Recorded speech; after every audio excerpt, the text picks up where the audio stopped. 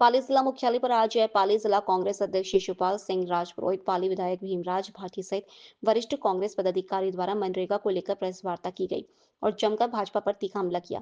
Press वार्ता को संबोधित करते हुए जिलाध्यक्ष ने बताया कि केंद्र सरकार द्वारा इसका नाम बदला गया, योजना में पूरा बदलाव कर दिया गया, इससे यह जन विरोधी बताया। साथ ही गरीबों, दलित और मजदूरों की कमर तोड़ने की साजिश बताया।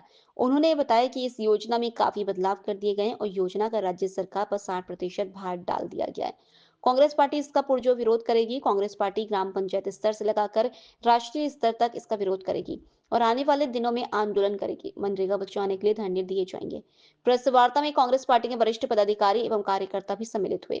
कांग्रेस प्रदेश प्रभारी राजेंद्र मूड, जिलाध्यक्ष सलीम नागौरी, महिला जिलाध्यक्ष नीरू परियार, कुंभ सिंह पातावत ने प्रेस वार्ता की। कांग्रेस प्रदेश प्रभारी राजेंद्र मूड, जिलाध्यक्ष सलीम नागौरी, महिला जिलाध्यक्ष नीरू परियार, कुंभ सिंह पातावत ने प्रेस को किया संबोधित। वर्तमान सरकार को बताया जन विरोधी, बिल को बताया गरीबों, दलित और मजदूरों की कमर तोड़ने की साजिश। 11 जनवरी को एक दिवसीय उपवास रख किया जाएगा विरोध। राष्ट्रीय स्तर से लेकर ग्राम पंचायत स्तर तक कांग्रेस करेगी आगामी दिनों में आंदोलन। मनरेगा बचाने के लिए दिए जाएंगे धरने। और यहाँ पे सम्मानित मंच को मेरी तरफ से नववर्ष की बहुत बहुत मैं शुभकामनाएं देना चाहती हूँ।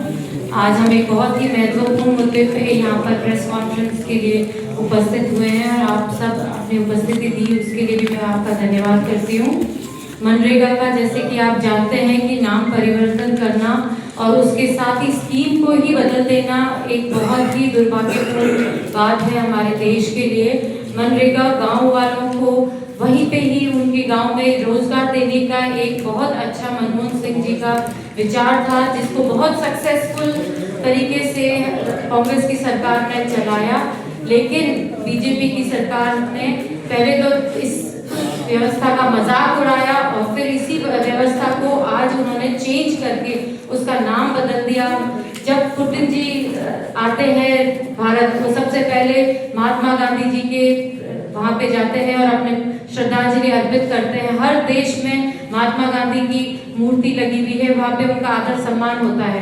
और हमारे देश में जो मंत्री जी हैं जो ये नाम बदलते हैं मोदी जी के कहने पर, उनको खुद को शिवराज जी को ये नहीं पता है, वो स्पष्टीकरण नहीं दे पाते हैं कि अगर राम जी हृदय में बसते थे महात्मा गांधी के, तो राम जी का नाम रखने से कोई राम जी का हम कांग्रेसी विरोध नहीं करते, पर महात्मा गांधी जी का नाम हटाने का क्या तथ्य है ये हमें समझ नहीं आया और शिवराज जी उस पर कोई स्पष्ट अपना जवाब नहीं दे सके कि उन्होंने नाम क्यों बदला। नाम तो बदला ही बदला, उसका हम विरोध जरूर कर रहे हैं कांग्रेसी, लेकिन इसके साथ ही हमारा विरोध ये भी है कि स्कीम को भी बहुत बदला गया है। पहले ये होता था कि जो भी मजदूरों का पेमेंट है वो सारा केंद्र सरकार देगी और 75% मटेरियल का पैसा भी केंद्र सरकार ही देगी। लेकिन अब ऐसा कर दिया है कि 60% लेबर का पेमेंट भी राज्य सरकार को वहन करना है और मटेरियल का भी करना है। तो उससे राज्य सरकारों पर जो आर्थिक संकट आया है वो मुझे नहीं लगता कि ये योजना इस प्रकार राज्य सरकार कैरी ऑन कर पाएगी। दूसरा, मैंने देखा है कि पहले मनरेगा का कार्ड 5 साल के लिए बनता था, अब मनरेगा का कार्ड सिर्फ 3 साल के लिए वैलिड होगा, फिर से आपको वापस अपना कार्ड बनवाना पड़ेगा। तो ये सब प्रतिक्रिया है, लोग अपना रोजगार करेंगे, हर 3 साल से इन प्रतिक्रियाओं में ही उलझे रहेंगे। अब महिलाओं के लिए अलग कार्ड बनेगा, पुरुषों के लिए अलग कार्ड बनेगा, कुछ क्लैरिटी नहीं है कि क्या होगा। महिलाओं के लिए पहले 1/3 रिजर्वेशन रहा जाता था मनरेगा में, अब क्या है क्या नहीं है कुछ भी स्पष्ट नहीं है। दूसरी चीज, एक सबसे खतरनाक चीज जो मुझे लगी मनरेगा में, राज्य सरकार पे 40% आर्थिक बोझ तो डाल दिया गया है, लेकिन सारा कंट्रोल केंद्र करेगी। सब कुछ सेंट्रल से कंट्रोल होगा कि मनरेगा का काम कहाँ चलेगा। अब गांव की पंचायत भी केंद्र करेगा, ये कहाँ तक सही है? कौन से राज्य को कितना पैसा दिया जाएगा ये भी केंद्र तय करेगा, ये बहुत गलत है और ये है ना दुर्भावना से किया हुआ है। किसी भी राज्य सरकार को अगर कमजोर करना हो तो केंद्र उसको इतना कंट्रोल करेगी कि वो ये तय करेगी कि कौन से गांव कौन सी पंचायत में कौन काम करेगा।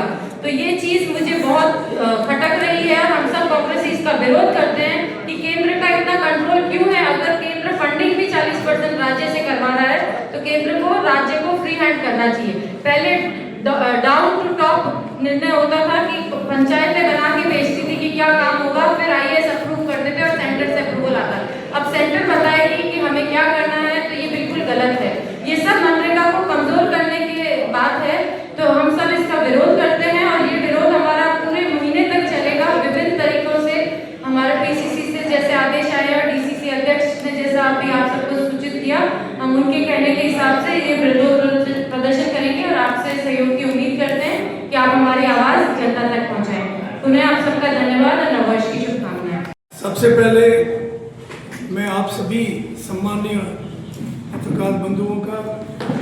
मीडिया के हमारे print media, electronic media, even जो हमारे यूट्यूब चैनल्स हैं, इन सभी सम्मानीय साथियों का पाली जिला कांग्रेस कमेटी की तरफ से हार्दिक स्वागत करता हूं और आप सभी को और आपके परिवार को नववर्ष की बहुत बहुत कांग्रेस परिवार की तरफ से शुभकामनाएं अर्जित करता हूं। साथियों, आज बहुत ही एक महत्वपूर्ण और बहुत ही जो जन भावना से, आम जनता से जुड़ा हुआ मुद्दा है, उसको लेकर हम आपके बीच, आपके समक्ष हाजिर हुए हैं।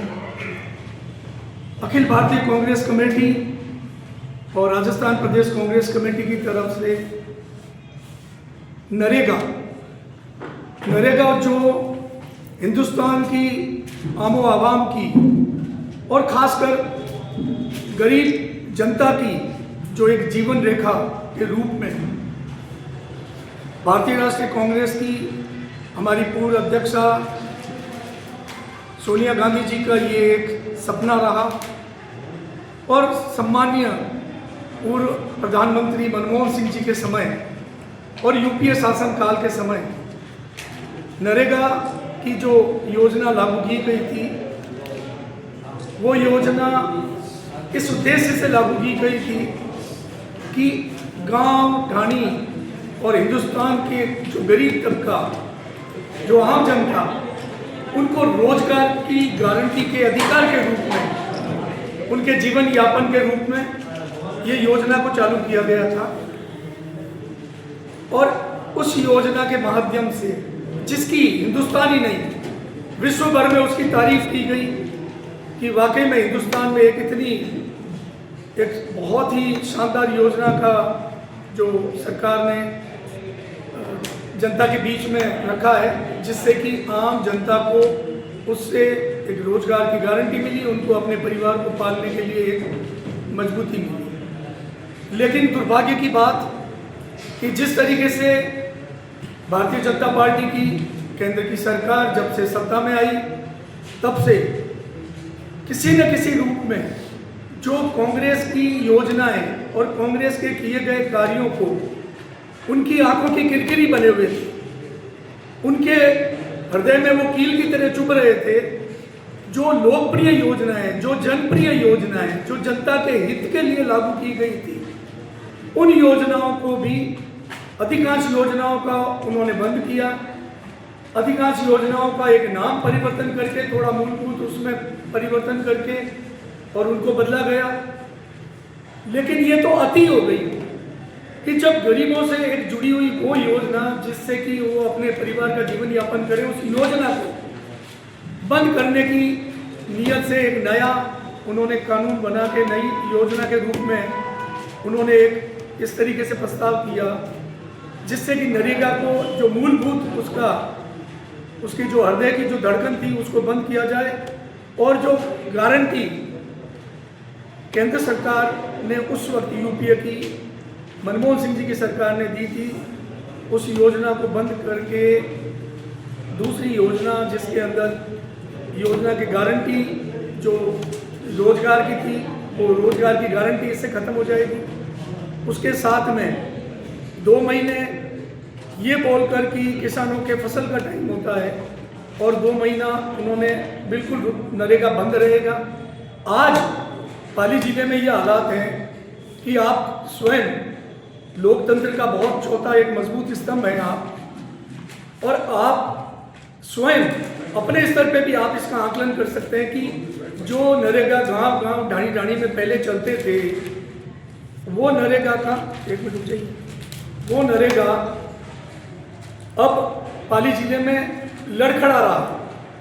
मेरे पास आंकड़े हैं, अभी मैं आपको विस्तृत, हमारे बीच में हमारे जो लोकप्रिय विधायक हैं पाली से, सम्मानीय भीमराज जी भाटी साहब, मैं अभी आपसे निवेदन करूंगा कि आप इसके बारे में आपको विस्तार से बताएं, फिर मैं पुनः आपके पास लौटूंगा। आदरणीय भीमराज जी भाटी साहब, विधायक पाली।